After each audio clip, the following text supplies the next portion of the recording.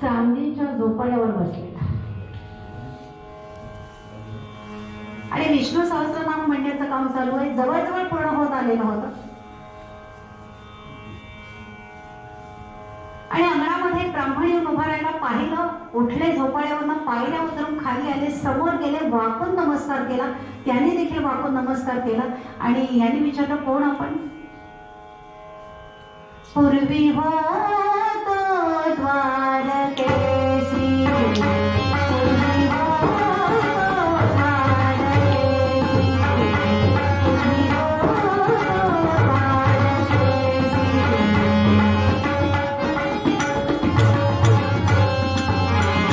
पूर्वी होतो द्वारकेशी. पूर्वी होतो द्वारकेशी, येथे काही झाला सोया, येथे काही झाला सोया. सेवली राहू तुमचे पाया, सेवली राहू तुमचे पाया. पूर्वी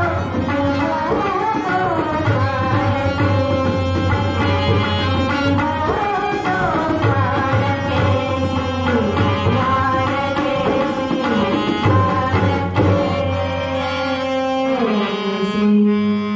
पूर्वी होतो द्वारकेशी, येथे काही झाल्या सोय, सेवनी राहू तुमचे पाय. द्वारकेला राहणार आहे आणि द्वारकाधीशाची सेवा चालू असताना आपल्या पैठणातली काही मंडळी तिथे आली होती. माझी ती सेवा पाहिली, संतुष्ट झाले आणि मनाने आपापसात चर्चा करायला लागले, असा एखादा मनुष्य जर नाथांकडे असता तर किती बरं झालं असतं. हातातलं काम टाकलं, त्या मंडळीला सामोरा गेलो, हात जोडले आणि विचारलं, कोण नाथ? अहो कोण नाथ म्हणून काय विचारता, अनाथांनाही सनाथ करणारे असे एकनाथ. कुठे राहता? पैठणला. त्या मंडळींकडनं पत्ता घेतला, आलो इथे तुम्हाला भेटायला, तुमच्याकडे कामाला कोणी हवंय असं ऐकलं आणि त्या उद्देशाने मी तुमच्याकडे आलोय. नाथाने विचारलं, बरं बरं, पण काय काम कराल? पडेल ते काम करेल. बरं ठीक आहे, पण मोबदला काय घ्याल? भगवंत मनामध्ये विचार करतायत, ज्याच्या भक्तीच्या ऋणातून मुक्त होण्यासाठी मी इथे आलोय आणि हा मलाच विचारतोय की तुम्ही मोबदला काय घ्या? दिवाळखोर नारायण त्याची बहुतांची जाण. ते म्हणे, मोबदल्याच्या नंतर बघू, आधी सेवेला तर सुरुवात करूया. बरं बरं, काही तुमचं लग्न कार्य, बायको मुलं, नाव घेऊ नका तिचं. अहो काय झालं, काय काय झालं काय? बाईला हिंडे दारोदारी म्हणून नाही बरोबरी, नाही बरोबरी म्हणून नाही बरोबरी. बाईला हिंडे दारोदारी म्हणून नाही बरोबरी, नाही बरोबरी म्हणून नाही बरोबरी. बाईला हिंडे दारोदारी, बाईला हिंडे दारोदारी म्हणून नाही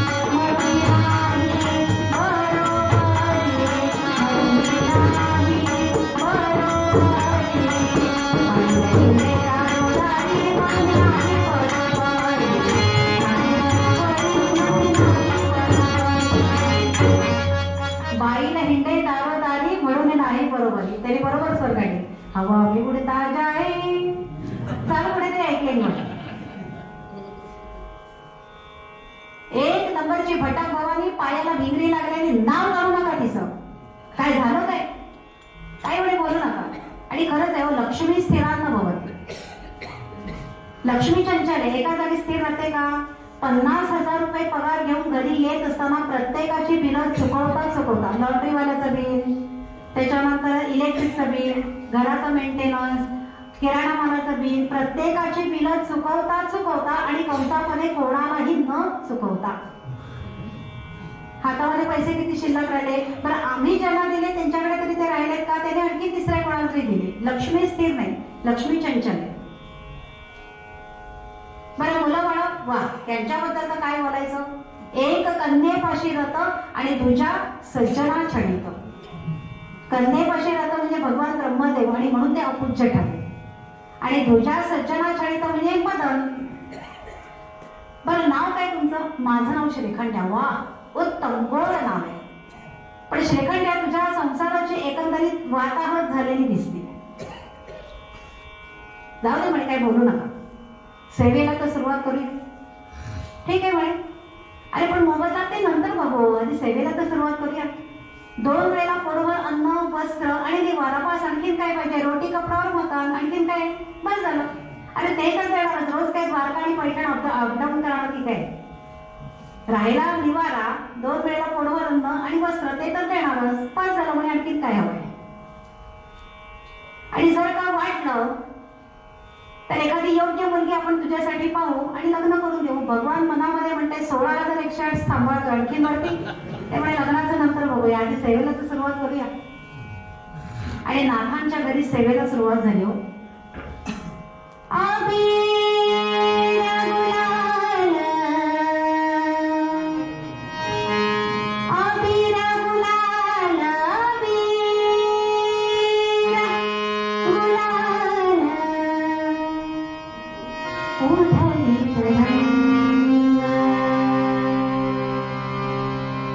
नाथा घरी नाचे माझा, नाथा घरी नाचे, नाथा घरी नाचे माझा सखा पांडुरंग. अबीर गुलाल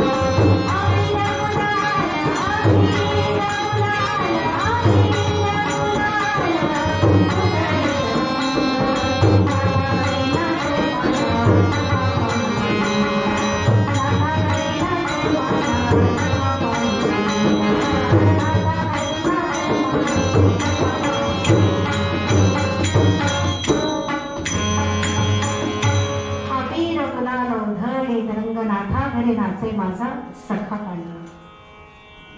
श्री एकनाथ सगळी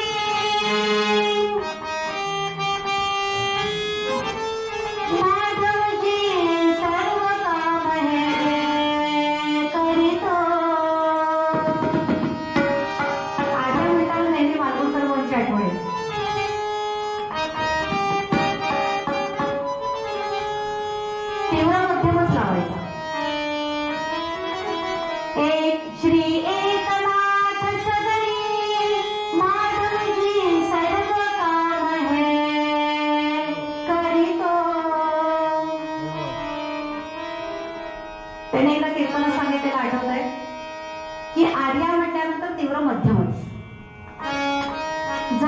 एखादे कीर्तनकार शुद्ध मध्यम लावत असतील तर पेटीवाल्याने असं समजायचं की कीर्तनकार शुद्धीत नाही, रागावत पण तीव्र मध्यमच. काय काय किस्से कोणते आठवतात, गेले बिचारे, पण तो काळ गाजवून गेले. श्री एकनाथ सदनी माधवजी सर्व काम करीतो, स्वकडे चंदन घाशी, स्वकडे चंदन घाशी, गंगेचे पाणी कावडी भरितो.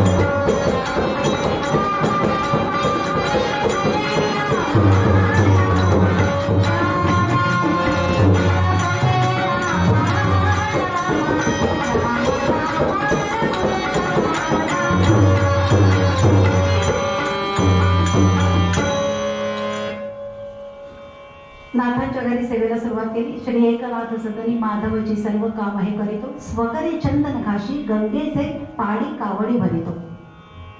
पण भगवंतांनी पाणी भरण्याचं फक्त काम केलं का? केलं नाही असं नाही, पण इतरही कामं केली की त्या एकाला एक जोडून 3 आर्य आहेत.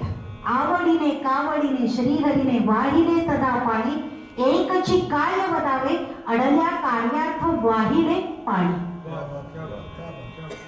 पहिल्या ओळीतला पाणी हा शब्द म्हणजे जीवन पाणी, आणि दुसरं पाणी हा रसवय, पाणी म्हणजे हात. जे जे काम अडेल ते काम भगवंतांनी नाथांच्या घरी केलं आणि आवडीने केलं, प्रेमाने केलं. आम्ही देखील कामं करतो नाही असं नाही, पण ती करायची म्हणून करतो.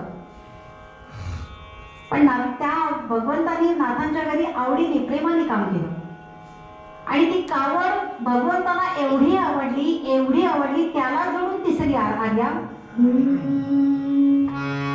लक्ष्मी हुन वाटे की आवडली माधवास कावडली, आवडती खांद्यावरी ठेवियली पतीच नावडती.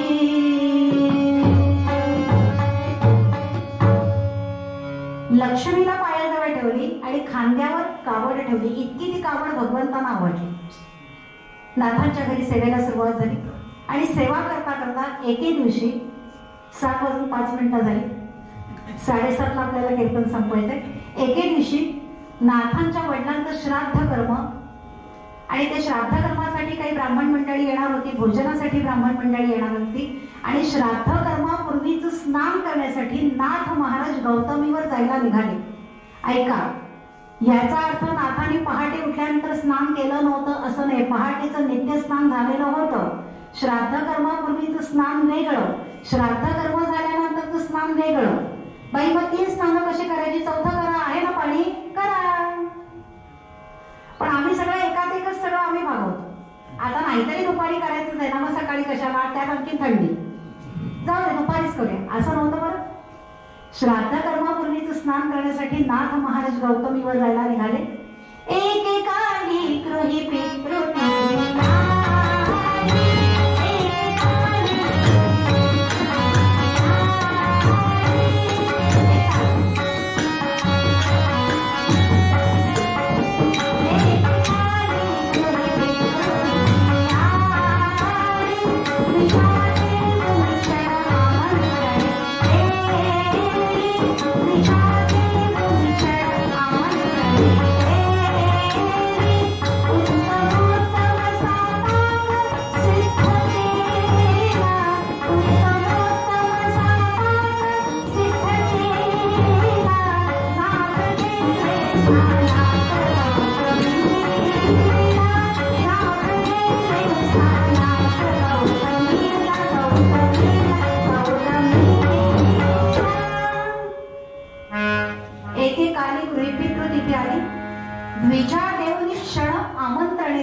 श्राद्ध कर्माचं जे काही भोजन असतं त्याला क्षण असं म्हणतात. द्विज म्हणजे ब्राह्मण मंडळी. द्विजा देवनी क्षण आमंत्रणे केली. उत्तमोत्तम असा पाक सिद्ध केला आणि नाथ गेले स्नानास गौतमीला. गौतमीवर स्नानासाठी जायला निघाले आणि त्यावेळेला साफसफाई करणारी काही मंडळी. वाड्याच्या बाहेर साफसफाई चाललेली होती. मी जात वगैरे काही सांगत नाही कीर्तनामध्ये, म्हणजे कोणाच्या भावना दुखावल्या जायला नको. साफसफाईचं काम चालू होतं. ती नवरा बायको साफसफाई करत होती आणि तो असा घमघमाट सुटलेला स्वयंपाक घरामध्ये सिद्ध होत होता श्राद्धकर्माचा.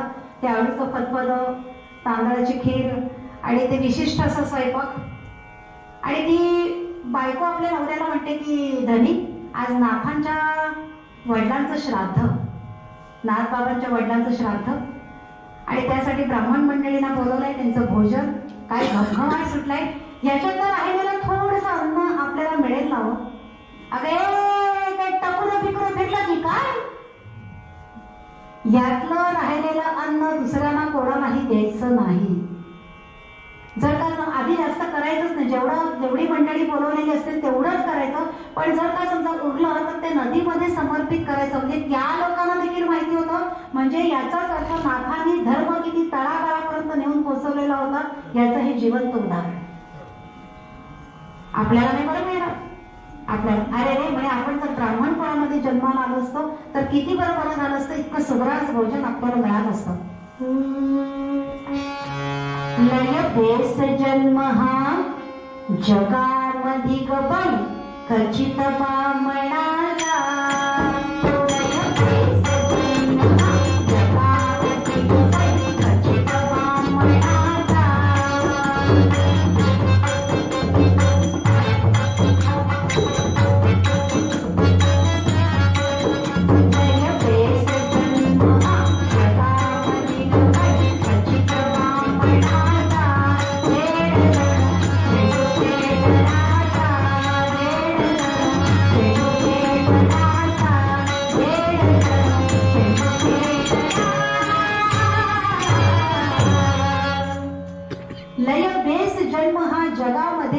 खचित बामणाचा धेड धरून चेंडू खेटराचा. ती म्हणते आपल्या नवऱ्याला.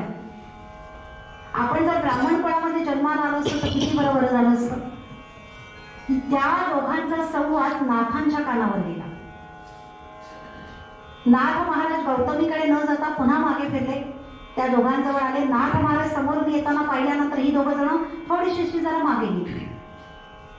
नाथांनी सांगितलं, तुम्ही एक काम करा, तुमच्या वाड्यावर जा आणि लहानांपासून थोरांपर्यंत सगळ्या मंडळींना आमच्या घरी भोजनासाठी घेऊन या, सगळ्यांना घेऊन या. नाथ बाबा, आज तुमच्या वडिलांचं श्राद्ध, ब्राह्मण भोजन, आणि आम्ही तुमच्याकडे यायचं? अहो, लोक तुम्हाला तुमच्यावर बहिष्कार टाकतील, तुम्हाला वाढीत टाकतील. ते म्हणे मी बघेन, पण जा तुम्ही सगळेजण झाडून वाड्यावरचे सगळेजण तुम्ही आमच्या घरी भोजनासाठी या. वाड्यावर म्हणजे गावाबाहेरची वस्ती बरं. आणि मग काय विचारता हो, ही दोघं जण नवरा बायको आनंदाने निघाली, आपल्या वाड्यावर आली. अरे चांगल्या, अरे माझ्या, अरे पिल्या, चला चला चला चला बिगी बिगी. नाथ बाबांच्या घरी आपल्याला भोजनासाठी बोलवत आहे. ए काय टकुरं बिकुरं फिरलं की काय? नाथ बाबांच्या वडिलांचं श्राद्ध, ब्राह्मण भोजन, आणि आम्हाला बोलवलंय? हो हो, आपल्याला बोलवलंय. आणि मग सगळी मंडळी झाडून निघाली नाथांच्या घरी भोजनासाठी. ती मंडळी गावामध्ये प्रवेश केला आणि गावातून येत असताना ब्राह्मणवाडीतून ब्राह्मण मंडळी बाहेर पडली. त्या मंडळीला सगळ्यांना येताना पाहिलं आणि विचारलं, काय रे, कुठे चालला? कोकणातली भाषा एकार्थी, कुठे चालला? नाथ बाबांच्या घरी भोजनासाठी बोलवले. ऐका शास्त्री बुवा, ऐका, श्राद्ध कर्म, ब्राह्मण भोजन आपल्याला बोलवलंय आणि ह्या मंडळींना देखील बोलवलंय. बुडाला, धर्म बुडाला, धर्म बुडाला. त्या मंडळींच्या पाठीमागे काही अंतर ठेवून ही ब्राह्मण मंडळी निघाली. इकडे काय झालं, नाथ महाराज गौतमीवर न जाता पुन्हा घरामध्ये आले आणि नाथांच्या पत्नीचं नाव गिरिजाबाई. नाथांना अनुकूल असलेली अशी ती पत्नी, 5 लकारांनी युक्त असलेली पत्नी. ज्या पुरुषाला मिळते त्याचा भाग्योदय आणि पुण्योदय झालाच म्हणून समजा. अनुकूला, विमलांगी, कुलजाम, कुशलाम, सुशील संपन्नाम, पंचलकाराहा भार्या पुरुषः पुण्योदयो लभे. नाथांना अनुरूप असलेली अशी ती पत्नी. तिने विचारलं की का म्हणे स्नान करून एवढ्यात आलात? नाही म्हणे, मी स्नानासाठी गेलोच नाही. का? वाड्यावरची मंडळी आपल्याकडे भोजनासाठी येत आहेत, पानं घ्यायला लागा. गिरिजाबाईंनी विचारले की अहो पण श्राद्ध कर्म ब्राह्मण भोजन ते सगळं नंतर, पण अगोदर ती मंडळी येतील, भोजन करतील, त्याच्यानंतर सगळं ते श्राद्ध कर्म आणि ब्राह्मण भोजन. पण नाथांच्या पत्नीने एकाही शब्दाने नाथांना विचारलं नाही की हे असं का, कारण तिला खात्री होती की आपला नवरा धर्माविरुद्ध आचरण करणार नाही. अशी खात्री असेल तर घरी काही विचारू नका, नाहीतर बेधडकपणे विचारा की सध्या तुमचं काय चाललंय. हे मी इथे बघतच नाही, तुमच्याकडे बघून बोलते. पण तिला खात्री होती की आपला नवरा धर्माविरुद्ध आचरण करणार नाही. काही विचारलं नाही, पानं घ्यायला सुरुवात केली. उद्धव होते, स्वतः नाथ आणि श्रीखंड्या होतेच की हो. मला सांगा की नाथ महाराज जर का धर्माविरुद्ध आचरण करत असते तर स्वतः भगवंतांनी चढवलं नसतं का. पण चौघजण पानं घ्यायला लागले. पण नाथांचा मुलगा नाथां एवढाच शिकलेला, काकडवर त्यांच्याविषयी जास्तच विद्वान, पण त्याला हे पटलं नाही. तो म्हणतो की बाबा हे काय धर्माविरुद्ध आचरण चाललंय. अहो काशी क्षेत्री पंडित म्हणून तुम्हाला पदवी मिळाली, तुम्हाला सन्मान मिळाला, तुमचा सत्कार झाला, पैठणचं भूषण म्हणून तुम्हाला सत्कारपत्र मिळालं, आणि हे काय म्हणे प्रदूषण, हे काय प्रदूषण. नाथ महाराजांनी आपल्या मुलाला खूप समजवण्याचा प्रयत्न केला, पण त्याला ते काही पटलं नाही. तो घरातून जागावून बाहेर पडला. ही सगळी मंडळी आली, पानं घेतलेलीच होती. नाथाने सगळ्यांचं स्वागत केलं. बराबर सगळेजण आपापल्या पानावर येऊन बसले. ती ब्राह्मण मंडळी आली. नाथांच्या घराच्या समोर जो कुचर ओटा होता, म्हणजे कसा की घरचं खायचं आणि लष्करच्या भाकऱ्या, त्याला कुचर ओटा म्हणतात. तिथेही सगळी ब्राह्मण मंडळी येऊन बसली. हरिपंडित देखील त्यांच्यामध्ये समाविष्ट झाला. ती ब्राह्मण मंडळी विचारतात काय रे तुझ्या बापाचं काय डोकं बिकं फिरलं की काय.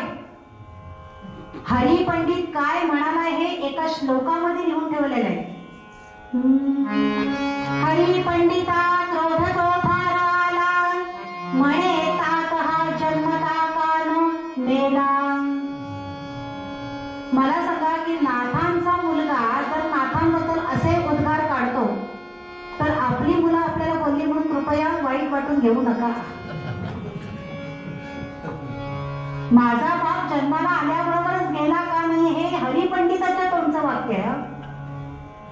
तो त्यांच्यामध्ये समाविष्ट झाला. ही मंडळी भोजन झालं. नाथांना भरभरून आशीर्वाद दिले.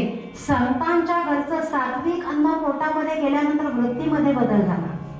तृप्त झाले, भरभरून आशीर्वाद दिले. ही सगळी मंडळी निघून गेली. ही सगळी मंडळी निघून गेल्यानंतर पुन्हा संपूर्ण घर स्वच्छ सारवलं. मंत्राने अग्नी सिद्ध केला. पुन्हा नवीन स्वयंपाक केला. नाथ महाराज गौतमीवर गेले, स्नान केलं, सोवळं नेसले, चांदीचं पळी पंचपात्र हातामध्ये घेतलं. तर नाथ महाराज हे सगळ्या संतांमध्ये प्रापंचिक आणि पारमार्थिक दोनही प्रकारची श्रीमंती नाथांकडे होती. बाकीच्या संतांची चरित्र आपण ऐकली आहेत वेगवेगळ्या कीर्तनकारांकडून. प्रापंचिक श्रीमंती काही नव्हती, परंतु पारमार्थिक श्रीमंती एवढी होती की तिथपर्यंत आमची नजर देखील पोहोचू शकणार नाही. पण नाथ महाराज दोन्ही बाबतीत श्रीमंत होते. चांदीचं पळी पंचपात्र हातामध्ये घेतलं आणि नाथ महाराज निघाले. श्रीखंडाने विचारलं चाललात कुठे. चालू कुठे म्हणजे ती मंडळी बसली आहेत ना त्यांना बोलवून आणतो. येतील, त्यांना आमंत्रण केलंय ना. तसं येणार नाही, त्यांना जाऊन बोलवून आणावं लागेल. चला म्हणे मी पण येतो. भगवंत आणि भक्त या दोघांची जोडगोळी निघाली. ती मंडळी ज्या ओट्यावर बसलेली होती त्या ओट्यापर्यंत नाथ महाराज आले, हात जोडले.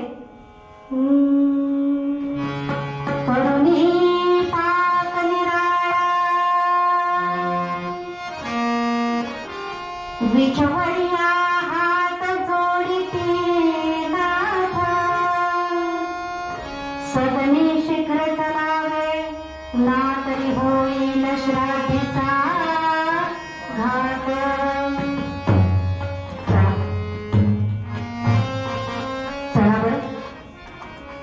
नवीन स्वयंपाक केलाय. तरुणी पाक निराळा, विजवल्या हात जोडिते नाथ, सदनी शीघ्र चलावे ना तरी होईल श्राद्धीचा घात.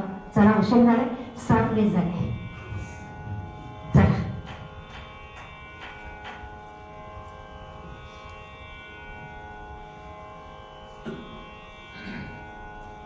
एक नाही दोन नाही, त्यावेळेला देखील अशीच शांतता पसरली होती. चला येणार नाही. का नाही येणार. आमचा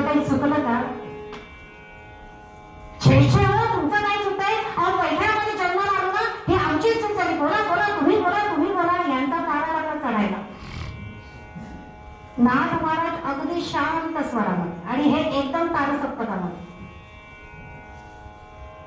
चला येणार नाही.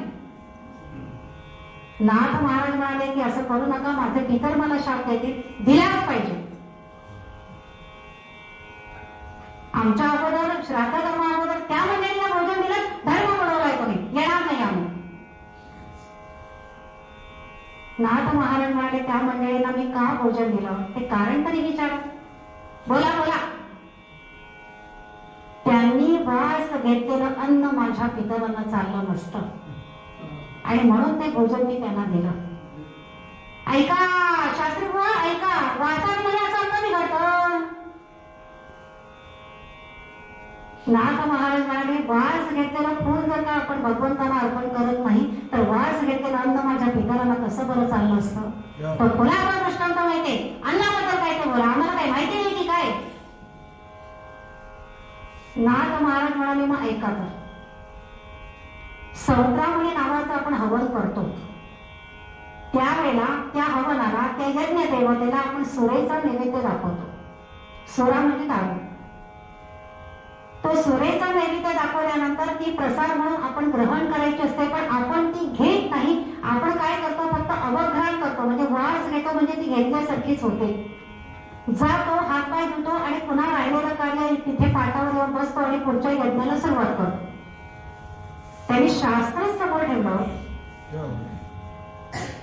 ते ब्राह्मण पंडित म्हणते नाही, तुम्ही म्हणता ते बरोबर आहे, पण आम्ही म्हणतो ते चूक नाही. त्यांचे तर्कभंग व्हायला लागले. शास्त्र समोर ठेवल्यानंतर काय बोलतात, तुम्ही म्हणता ते बरोबर आहे पण आम्ही म्हणतात ते चूक नाही. नाथ महाराज म्हणाले असं कसं.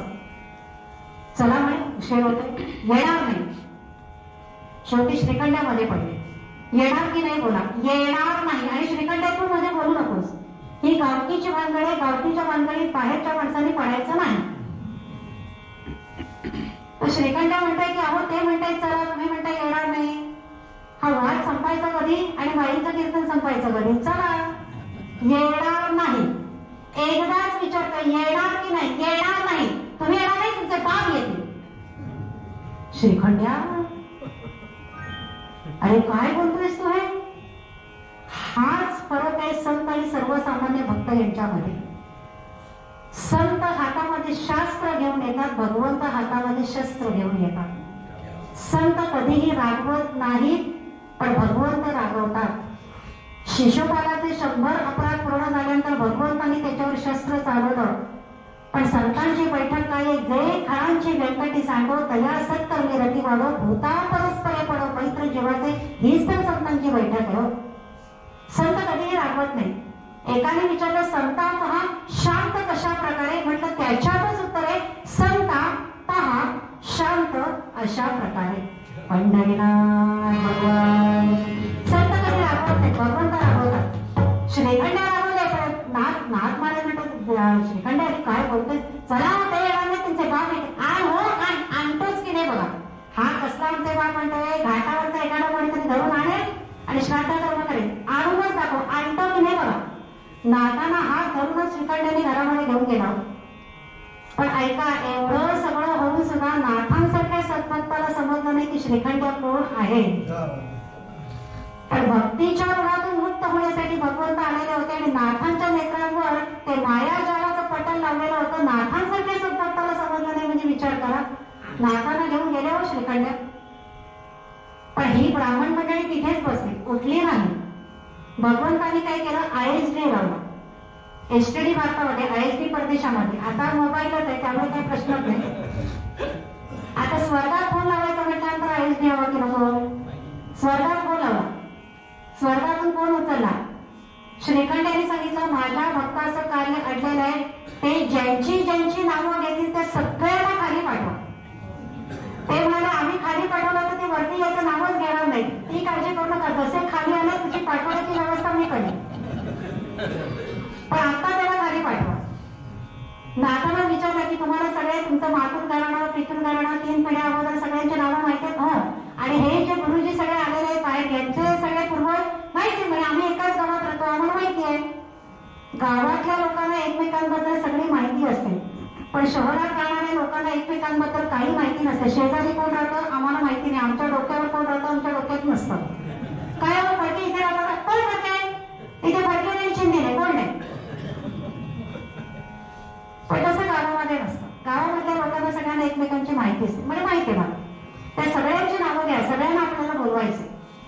आणि नाथांनी ज्यांची ज्यांची नावं घ्यायला सुरुवात केली ती सगळी स्वर्गातून खाली आली आणि श्राद्ध कर्माला सुरुवात झाली. श्राद्ध कर्माचा तो विशिष्ट आवाज ऐकला आणि ही ब्राह्मण मंडळी बाहेर बसलेली मनामध्ये विचार करतायत आपण सगळ्यांनी एवढी युनियन केली पण युनियन तोडून गेलो पण चला जाऊन बघूया. ती सगळी मंडळी नाथांच्या वाड्याकडे यायला लागली. त्यांना येताना पहिल्यांदा श्रीखंडांनी काय केलं, बराबर दरवाजे खिडक्या. पण पूर्वीच्या काळी कसं असायचं, दरवाजे खिडक्या बंद केल्या तरी पण वरती व्हेंटिलेटर असायचं बघा, झडपं असायचे पूर्वी. यांनी काय केलं, दरवाजे जरी बंद असले तरी खाली एक गुरुजी ओढवे उभे राहिले, त्यांच्या पाठीवर दुसरे गुरुजी उभे राहिले आणि ते व्हेंटिलेटर बंद बघतायत. अच्छा अहो तुमचे पिताश्री आले की, अहो जाऊन झाली किती वर्ष, आले. मग त्यांच्या पाठीवर ते ओढवे उभे राहिले, त्यांच्या पाठीवर दुसरे गुरुजी उभे राहिले. अहो महिनाभरात तुम्ही आमचे पिताश्री गेले, आले की हो आले. बापरे भूतांचा बाजार भरवलाय की काय. भरविला बाजार याने,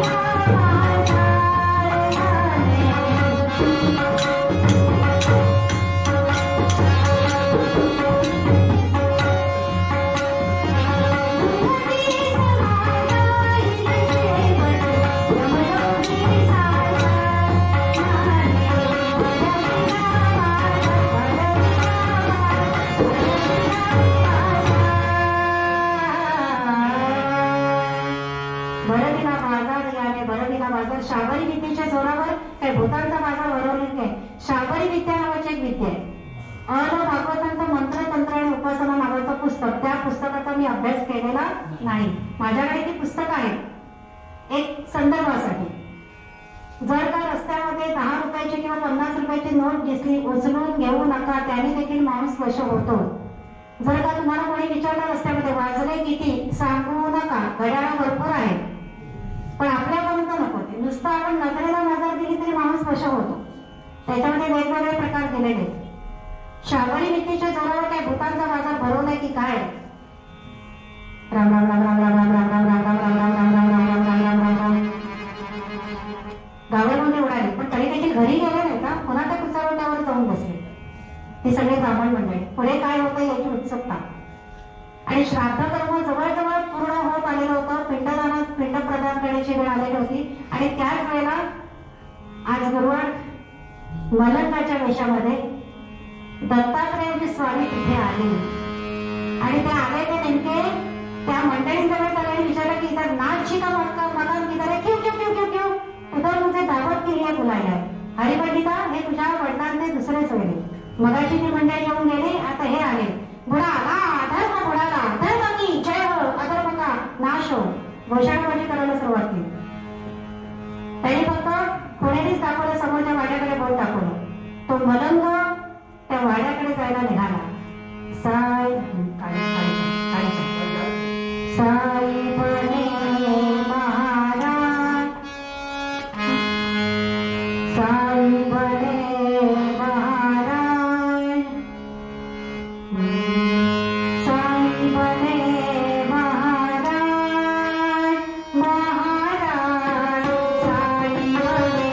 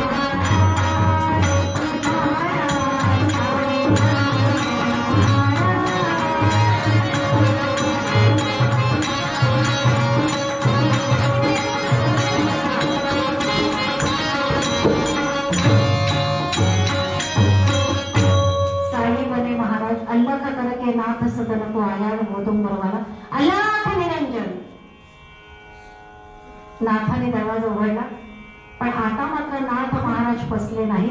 दरवाजामध्ये ते मलंगाच्या वेशामध्ये, पण साक्षात दत्तगुरूंची स्वारी आपल्याकडे आलेली आहे. मलंगाचा वेश घेऊन अंतर्ज्ञानाने ओळखलं आणि नाथाने विचार सांगितलं की या असे आतमध्ये या. नाही म्हणे, मी आतमध्ये आलेला तुझ्या जात नाही ना, चालणार नाही. बेटा तुझे बहुत भूक लगी है, तुझे निवारा लेके आओ. नाथाने विचार केला की आणायचे दत्तगुरूंची स्वारी आलेली आहे, पेंडा प्रदान करण्याची वेळ आलेली आहे. ते सगळं उचललं आणि त्यांच्या झोळीमध्ये रिटं केलं.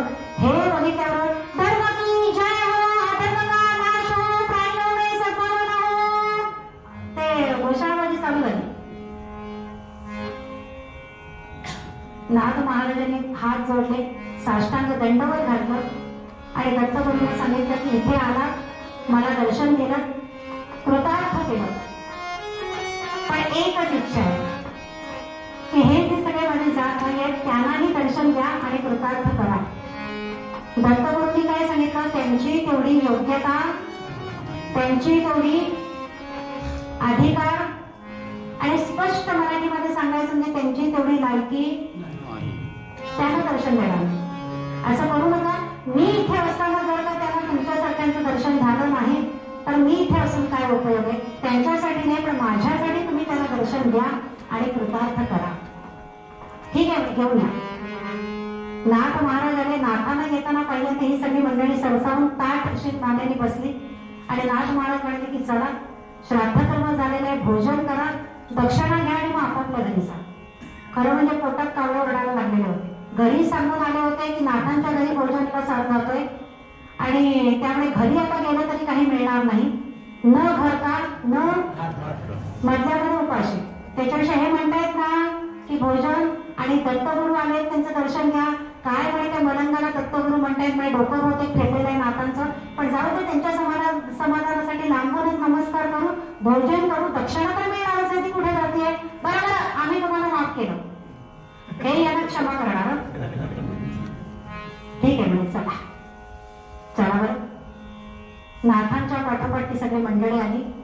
नाथांना दिलेल्या वचनासाठी भगवंतांनी काय केलं, मलंगाच्याच विषयात आलेले होते, पण एक क्षणभर लख प्रकाश पडला आणि 3 शिरे 6 हात दया माझ्या दंडवत सगुण रूपामध्ये दर्शन दिलं आणि एका क्षणात फक्त दर्शन देऊन भगवंत अंतर्धान पावले. पण ते एकच क्षण मिळालेलं दर्शन आणि मग मात्र ह्या मंडळींना आपली जी चूक झालेली होती, आपण काय करत होतो हे समजलं. जिथे दत्तगुरू उभे होते तिथे धावली ही सगळी मंडळी, ती माती अशी कपाळाला लावली, साष्टांग दंडवत घातला आणि परिणाम असा झाला की पावनी प्रेम सुंदर मूर्ती आनंदाने आसू धरती, सारे सात्विक भाव उमरती, हळूहळू सरले मी पण माझे दत्त दिगंबर दैवत माझे.